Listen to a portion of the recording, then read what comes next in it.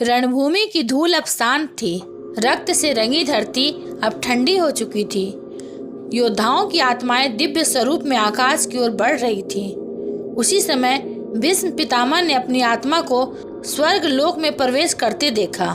भीष्म का स्वर्ग में प्रवेश देवताओं का सम्मान, लेकिन उनके मन में भारीपन।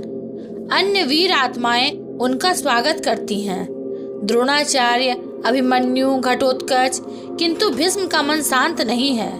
वे भीतर से कर्ण को याद कर रहे हैं। उनका आत्म मंथन होता है।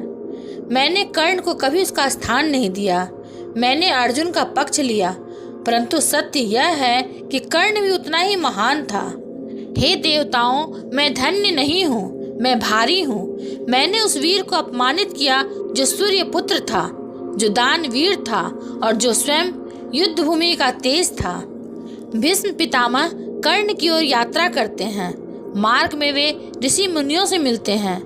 नारद जी, वेद व्यास, देव राजेंद्र, वे सब कहते हैं, भीष्म, यदि तेरे हृदय में बोझ है तो कर्ण से क्षमा मांग ले, वही तुझे शांति देगा। भीष्म के मन में द्वंद्व चलता है, क्या कर्ण मुझे क्षमा करेगा? उन्हें अपनी पुरानी बातें याद आती हैं, जब उन्होंने कर्ण को सूत पुत्र कहकर अपमानित किया था। उस स्मृति से उनकी आंखें भर आती हैं। कर्ण, जब जब तू रणभूमि में खड़ा हुआ, मैंने तुझे नीचा दिखाया, पर आज सत्य मेरे सामने है। तू ही सच्चा महारथी था। यदि तू न होता तो यह युद्ध कभी इतना भव्य न होता। भीष्म पितामह अंततः उस स्थल पर पहुंचते हैं जहां स्वर्ग में कर्ण विराजमान है। वातावरण और भी दिव्य हो जाता है। आकाश से पुष्प वृष्टि, गंधर्व गान, कर्ण का तेजस्वी स्वरूप सूर्य की तरह चमकता हुआ था। भीष्म पितामह धीरे धीरे कर्ण की ओर बढ़ते हैं। उनके चरणों के समीप पहुंचकर रुकते हैं। वे गहरी सांस लेते हैं और अपने अपराधों का स्वीकार करते हुए बोलते हैं, पुत्र कर्ण, आज मैं तेरे चरणों में खड़ा हूँ। जीवन भर मैंने तुझे अपमानित किया, तुझे तिरस्कृत किया। मैं जानता हूँ कि तू वीर है, सूर्य पुत्र है, परंतु मैंने तुझे कभी वह सम्मान नहीं दिया। आज मैं तुझसे क्षमा मांगता हूँ। भीष्म के शब्द सुनने के बाद स्वर्ग लोक में बैठे सभी देवता, गंधर्व और वीर योद्धा मौन हो जाते हैं। कर्ण का स्वरूप, उसका तेज सूर्य की तरह चमक रहा था।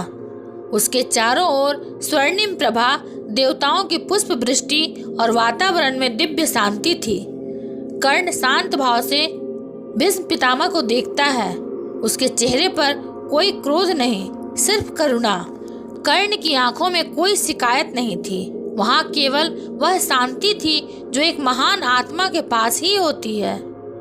उसके मुखमंडल से ऐसा प्रकाश झर रहा था मानो सूर्य स्वयं उसे आशीर्वाद दे रहा हो। कर्ण अपने जीवन की कथा सुनाता है। स्वर्गीय सभा में सब सुनते हैं। उसका जन्म कुंती के गर्भ से सूर्यदेव के वरदान से हुआ। गंगा किनारे बहते हुए पाकर अधीरथ और राधा ने उसका पालन किया।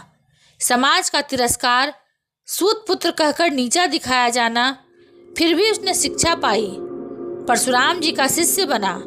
द्रौपदी स्वयंवर का प्रसंग, मैंने धनुष उठाया, परंतु मुझे सूत पुत्र कहकर ठुकरा दिया गया। जीवन भर अन्याय सहते हुए भी वह दृढ़ रहा। कर्ण ने कहा, पितामह, जब जब समाज ने मुझे सूत पुत्र कहा, मेरे हृदय में पीड़ा हुई, पर उसी पीड़ा ने मुझे तपाया और मैं और भी कठोर बन गया। यही मेरा भाग्य था। कर्ण रणभूमि की घटनाओं का उल्लेख करता है।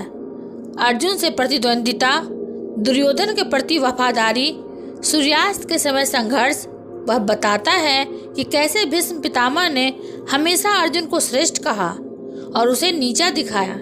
लेकिन कर्ण गहरी सांस लेकर कहता है, पितामह, आपके हर अपमान ने मुझे और मजबूत किया। यदि आप मुझे सम्मान देते तो शायद मैं उतना महान योद्धा न बन पाता। आपके वचन मेरे लिए दंड नहीं, बल्कि तपस्या की अग्नि थे, और मैं उस अग्नि से निखर कर निकला। सभा में मौन छा जाता है। देवता तक स्तब्ध होकर कर्ण की यह क्षमाशीलता सुनते हैं। कर्ण आगे कहता है, पितामह, मैं आपके प्रति कोई द्वेष नहीं रखता। मेरे लिए आप सदा पूजनीय रहेंगे। चाहे आपने मुझे कितना भी कठोर कहा हो, मेरे लिए सबसे बड़ा धर्म है क्षमा, क्योंकि क्षमा ही आत्मा को मुक्त करती है। कर्ण ने कहा, यदि आप मुझे अपमानित न करते तो मैं रणभूमि में कभी इतना दृढ़ न हो पाता। आप मेरे शत्रु नहीं बल्कि मेरे गुरु जैसे रहे। आपने मुझे परखा और तपाया। पितामह, आज यदि आप मेरे चरणों में आए हैं तो यह आपका नहीं, मेरा सौभाग्य है, क्योंकि क्षमा देने से बड़ा सुख इस संसार में कोई और नहीं। इन वचनों के साथ स्वर्गलोक में गंधर्व गान गूंज उठता है। कर्ण महान है। कर्ण दानवीर ही नहीं, क्षमाशील भी है। कर्ण की वाणी सुनकर सभा में गहन मौन छा जाता है। चारों ओर बैठे देवता, ऋषि, गंधर्व, पांडव और कौरव की आत्माएं भी नतमस्तक हो जाती हैं।